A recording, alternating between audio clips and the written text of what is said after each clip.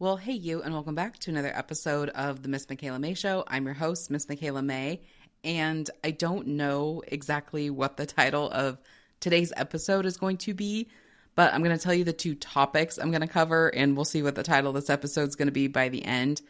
But the two topics I'm going to cover is one, recent habits that have changed my life and really helped increase my energy, and then two, why it's important to show up when we don't want to.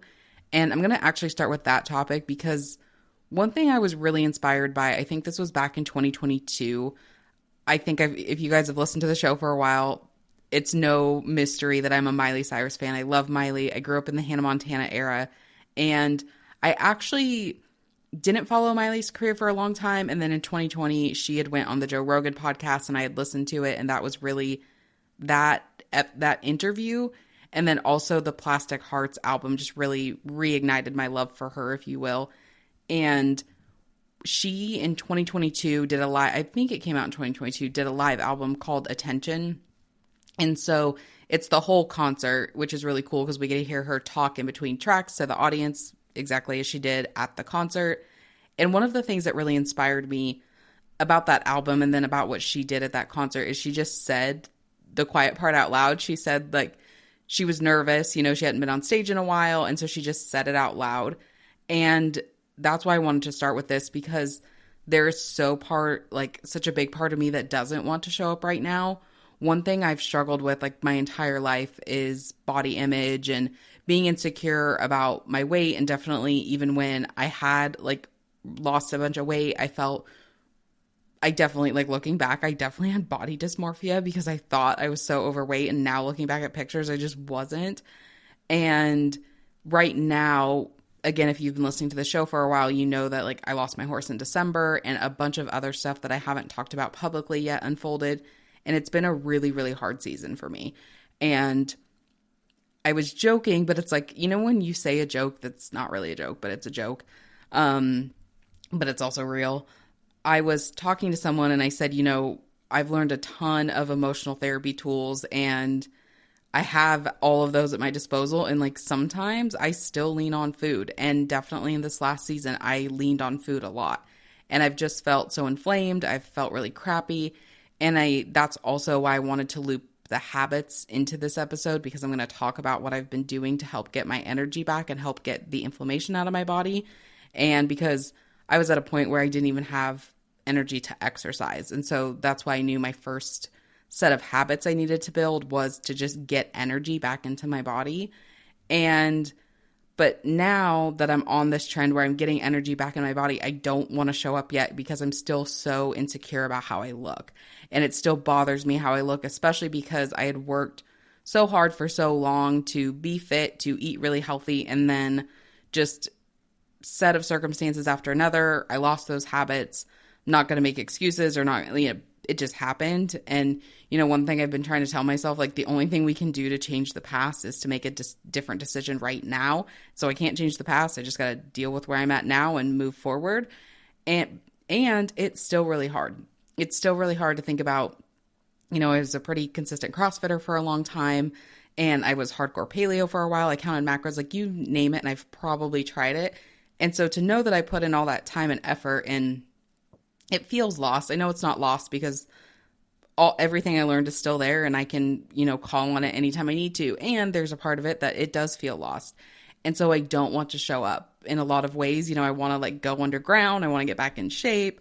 I want to, before I start showing up online again, whether it be virtually on the podcast or whether, it be creating what they're calling yapping videos now, I want to wait until I feel like my body is at the image that I want it to be.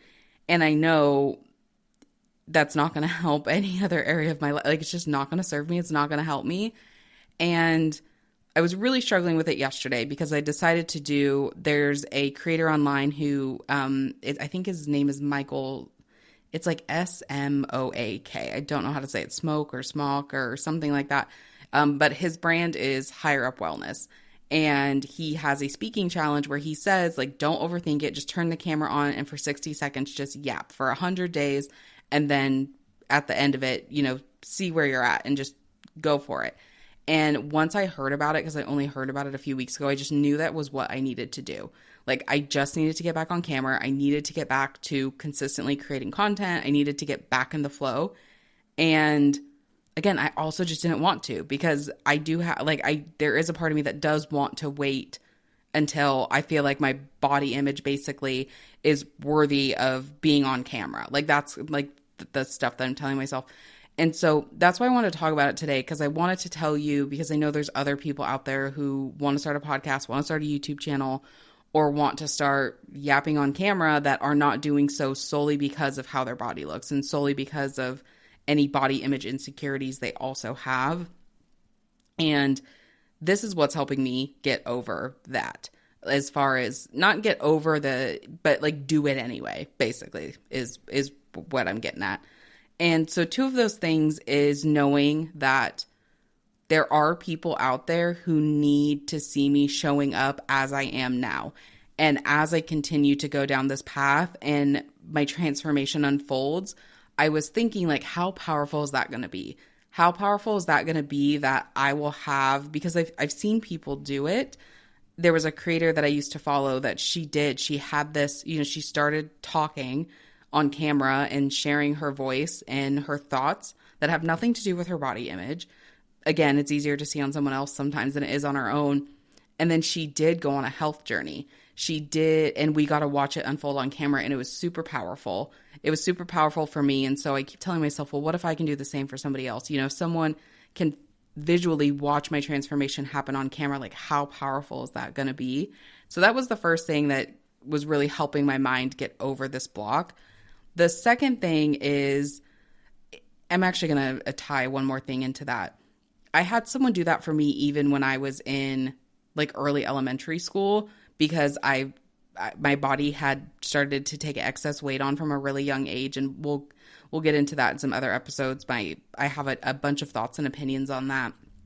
And so I was kind of like, my family has struggled with body image issues for so long. There was this narrative of like, if you are a certain weight, there's just things you can't do. And I watched this girl who was very similar body image to mine, or body, like we were the same height, like had the same like excess flub around our body. And she ran one of the fastest mile times when we were in elementary school, when we were running the mile. And I thought, if she could do it, I could do it too. Like, she was athletic, because I was at the point where I wasn't really even doing sports, because the way it was like perceived in my family was like, well, if you're overweight, like you can't do sports, which is just not true. And that was the way I perceived it. May not be, like, my family may not have meant to take it like, or put it off that way, but that definitely was how it was put off. And then I watched her do it, and I thought, I'm going to do it too. If she can do it, I can do it too. And so kind of continuing on with that same theme of the first thing I've been telling myself to help myself like show up even when I don't want to, is how powerful it is to see someone, and how powerful it has been in my past to watch someone do something regardless of what their body looks like. And it happened when I was in CrossFit. It was the same thing. There were people of all shapes and sizes showing up. It didn't matter. And how inspirational it is. And so there are people that need us to show up as we are right now, that need to see that and need the encouragement and need the inspiration. And I know that. And that's why I wanted to share that with you today, because that's one of the big things that's helping me like get over this mindset block. And the second thing is more personal. But the second thing is I envisioned like 2 courses of action. In 6 months, would I be happier, more satisfied, more proud of myself if I went off camera, like really hunkered down, focused on just my health and stuff, and went that route? Or would I be more happy and proud of myself if I started showing up now? And it was undeniably yes to show up now. Like, when I really played that situation out, like in 6 months, would I be happier if I showed up now, or if I went kind of underground and got healthier? It was undeniably yes for me to start showing up now, and how proud and happy of myself that I would be in 6 months from now if I started showing up now, because I can start building momentum. And, I always think of that metaphor about launching the rocket is the hardest thing, and that momentum we need to launch a rocket is the most amount of effort and energy we'll have to put into it. And then once that momentum keeps like going, it can be easier to keep. I know the game is changing in a lot of ways, but once you have a certain amount of audience and connections, even if you pause, it is, I believe, like simpler to reignite that in a lot of ways once you have that foundation laid. And so that was the other thing I was thinking. I can start building momentum now. And in 6 months, I will be so happy and proud of myself. And so with that, I was like, I have to start showing up now. And so that was one of the, for me, having like a checklist of things I can do is really helpful.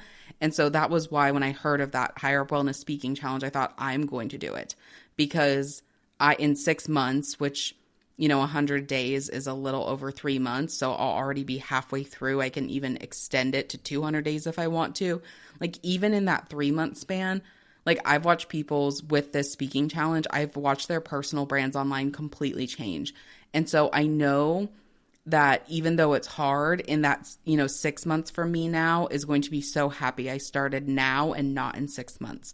So those are the two things that I've really been thinking about and wrestling with and that I wanted to share with you. If you're struggling too, if you're thinking about, do I want to build a personal brand online? Do I want to do things online, which I have for 10 years now, and I really have more momentum. I have things that I want to do this fall that to have my personal brand and my online presence be at a certain spot would really help me in that 6-month time frame. And so if I started in like at the end of that 6 months, I may not be where I want to be in 6 months. And so if you're just struggling with that, I wanted to give you those things to start thinking about and start just, what do you want to do now?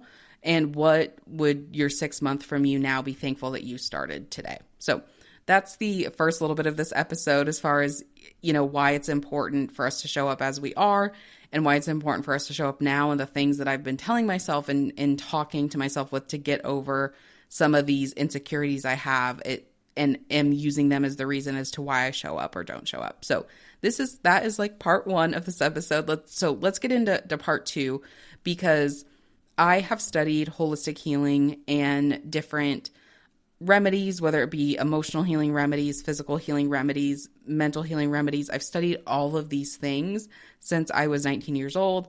I'm 30 now, and there are really simple things that can make a really big impact on our health. And it's one of those things for me, like I know what to do. Now I just have to do it. And the difference between what I'm doing now versus what I've done in the past, I've really been all or nothing mentality. I've really been like hardcore paleo, hardcore macros, hardcore keto. I've lost weight the hard way. I've exercised and I've taken myself into burnout, and I'm doing my best not to do it again because it has never been sustainable because it was. And I would argue, I'm not going to go too deep into this episode, but my motivations were not where I would like them to be now. I'll just put them that way. They were good then and it worked then, but I would like to find a different motivation than I had in the past. And the one thing I will say on that is I felt like more of my motivations were external, and I'm really looking for internal motivations this time as far as like how I want to feel and why having these habits and things in place is actually like an expansion of my being and like an expansion of my soul, and not just to like look good for other people. Like I want to look good for me. And so I am working on, transitioning my motivations for wanting to do things, which for me is not an easy thing. I don't think it's easy for any of us, but I'm just telling you where I'm at, honestly. But one thing that was, when I was really getting started, that was feeling really overwhelming is I was thinking about like what I wanted. And I was thinking about it through the lens of how I used to be.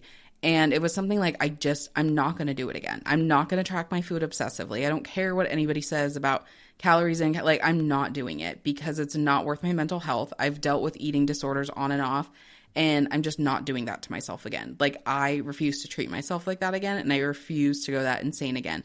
So now it's like, if you want something different, this is a quote that I heard from my friend. I don't know who the original sayer of this is, but this is not my quote. Like, if you want something different, you have to do something different.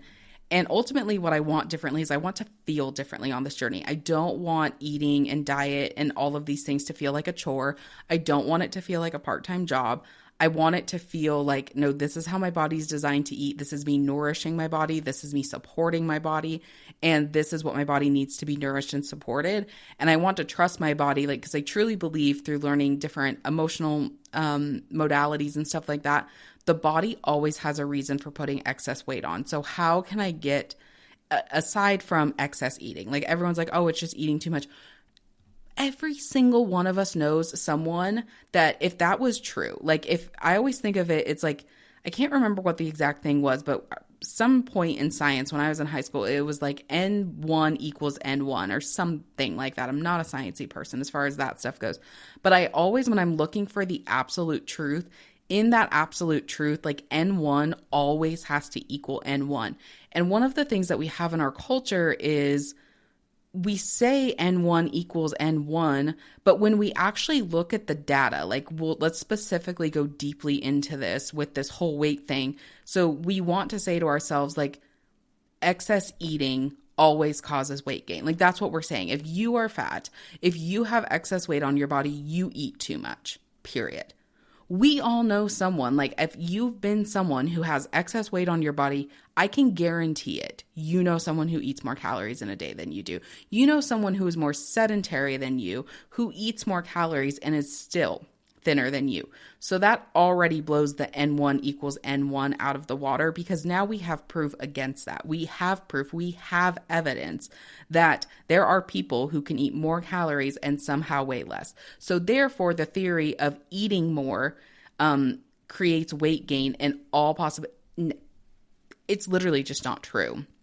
And are there obvious like diet things, and are there ways you can support, and can you manipulate weight off the body by putting yourself into a calorie deficit? Obviously people do it. And also I know people that are in a calorie deficit that don't lose weight because there's other things in place. And so anyway, I'm going to get off of that high horse for a moment, or that tangent, or that soapbox. There you go. That's the word I'm looking for, if you will. But in that, I've really had to look at that like objectively and differently. And I don't want to go down that route again, because it was really, and this is the like internal motivation that I'm talking about changing, like it was fueled by self-hate. And we all know that any form of hate, whether it's hate towards ourselves or hate towards another person, it's like drinking internal poison, and it just doesn't work. And so I'm really trying to come from a place of not even self-love, because I think when we've been in a place of self-hate for so long, I think self-love is too big of a jump. I think it's like, you know, when you haven't ran or walked very far, going from self-hate to self-love is like asking someone who hasn't walked or ran in a long time to go run a marathon. It's just, it's too big of a jump.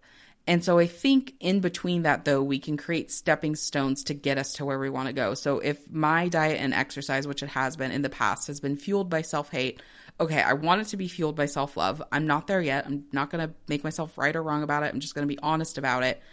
But I'm going to break it down in other steps. So maybe self-love is too far, but maybe self-compassion I can do.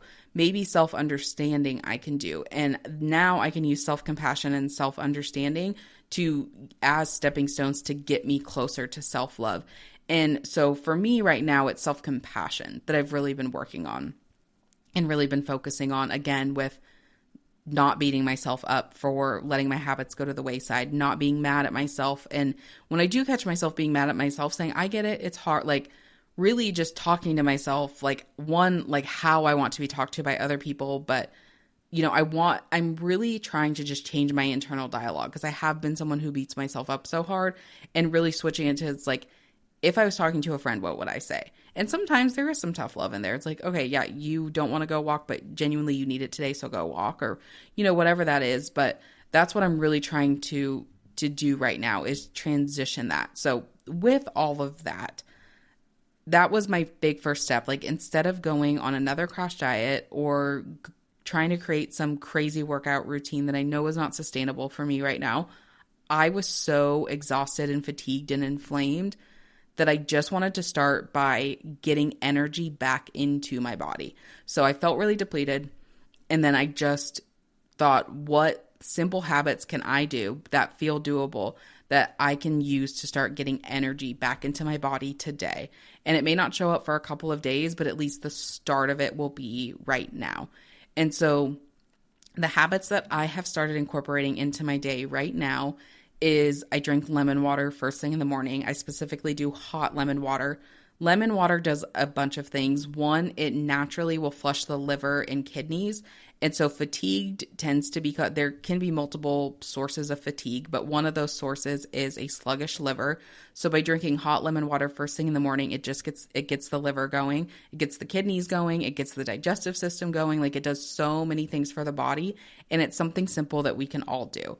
And if straight lemon is a little too harsh, you can have the goal be to get to just pure lemon water first thing in the morning, but you can start by adding honey or preferably honey, but some kind of sweetener, maybe some maple syrup. I don't know if that would taste weird, but try to make it a low glycemic sweetener is what I'm saying, for blood sugar reasons as well. So that was my first start. It's like, okay, I don't like juicing.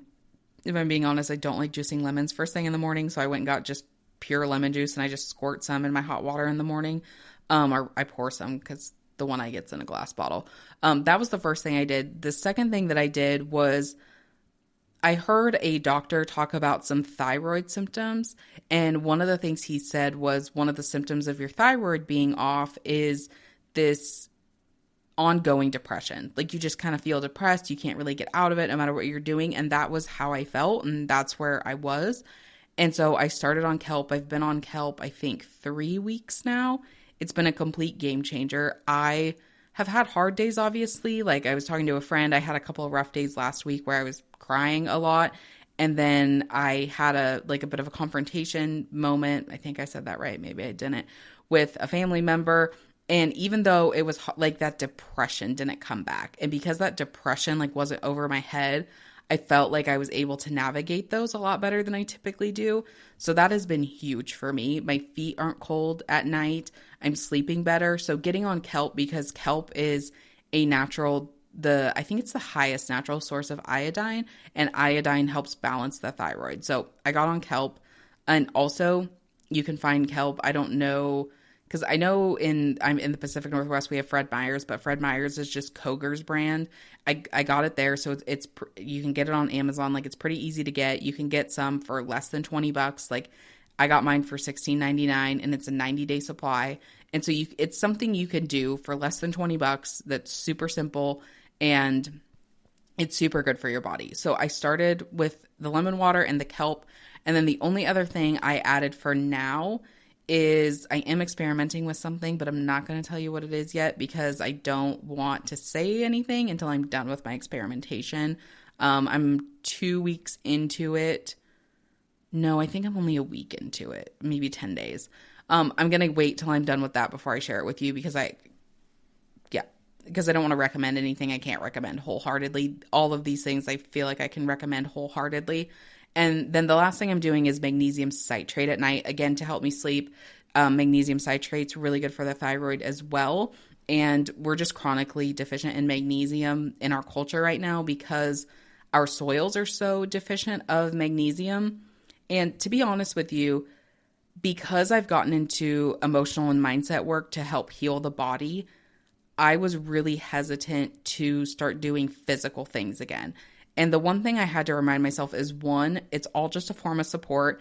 And if you don't even have the energy, you can't properly do the emotional and mindset work to heal the body in the first place. And then two, the one thing that mindset work and emotional healing, in regards to using those two things to help heal the body, the things that they don't do is they don't cover deficiencies. If you have a deficiency in your body, no amount of emotional work or mindset work is going to fill that deficiency. You have to go supplement with it. You have to go get a supplement to fill those in.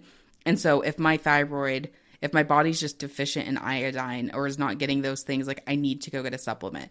Our bodies are chronically deficient in magnesium because of the soil. So at this point, you can go get tested if you wanted to see where your magnesium level's at. But 9 times out of 10, our culture, people in our culture, are just going to be deficient of magnesium. So it's a pretty safe bet to get on that. And the one thing with magnesium that I want you to remember is the source matters, because our body has a hard time absorbing certain forms and sources of magnesium.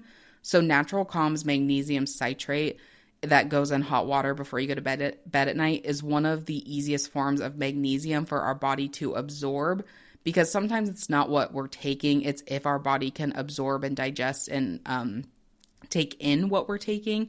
And so as far as that goes, I do recommend Natural Calm because our body can take it in very easily. And I notice a big difference with taking it within a couple of days. So it's also something, especially if you have high stress, high anxiety, you can see results. If you take it even for 3 days, you can see results really quickly. The one thing with magnesium is go low and slow, because too much, so magnesium like activates the systems in your body. So if you take too much at once, you can get diarrhea. And so just take it low and slow so you don't have, I learned a lot of this stuff from Dave Asprey, and he always said, so you don't get disaster pants. And so just take it so you don't get disaster pants in the morning.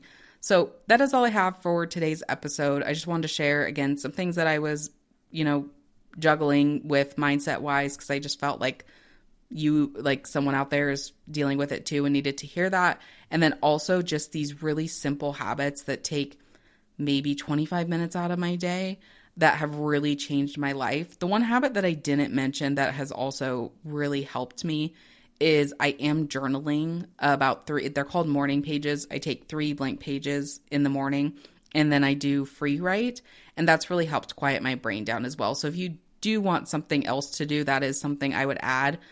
And that takes me about a half hour, 45 minutes in the morning, depending on how stubborn I'm being with what I'm writing. But yeah, all of those habits combined maybe take me, the dietary habits take me maybe 20 minutes. Again, the writing takes me about a half hour to 45 minutes, depending. But they've and I think what's so inspiring about it and what's really helped me is we can feel drastically better within a week, which is insane, because we think it's going to take a long time, and maybe some of the physical results will take a long time, but how we actually feel in our body can shift within a couple of days when we put our body, when we support our body with the right things, and when we create a healing environment in our body, whether it's with the lemon water because it helps with the kidneys and the liver. I don't think I mentioned this earlier. It also helps alkaline the body, and disease can't be created in a body that's alkaline. So it's also a simple way to alkaline the body, which helps the cells and so many other things. And it's something all of us can do. We can go get lemons at the store. And, some people live in places where you could go pull a lemon off the tree. When I lived in California, I had a lemon tree outside of my apartment, which was amazing. Sometimes I just open the window and grab a lemon. And so these are things that we can do that are really simply, again, all of these things, if you go grab a notebook, if you go grab a kelp, if you go grab some lemons, you can get all of those things for $20, $25, depending on what you get. So these are really simple things you can do at home. They're budget friendly. Anyone can start today. So I just wanted to inspire you, and also for us all to remember to not overestimate the power and simplicity, because I think that's something that I tend to overlook too, is these simple shifts that we can make in our life really can have a big impact. So thank you so much for listening to today's episode of the Miss Michaela Mae Show. I'm your host, Miss Michaela Mae, here with my corgis, Tank and Willie. If you found value out of this episode, I would be highly appreciative if you would subscribe to the show and also leave me a review, because by you leaving a review on the show, whether it's on Apple or Spotify, or leaving a comment on YouTube, really helps me get the show out in front of the people who need to hear need to hear it most. There we go. I almost got through that without a stumble, but not quite. So thank you for listening to today's episode, and myself and my corgis and I will talk to you later.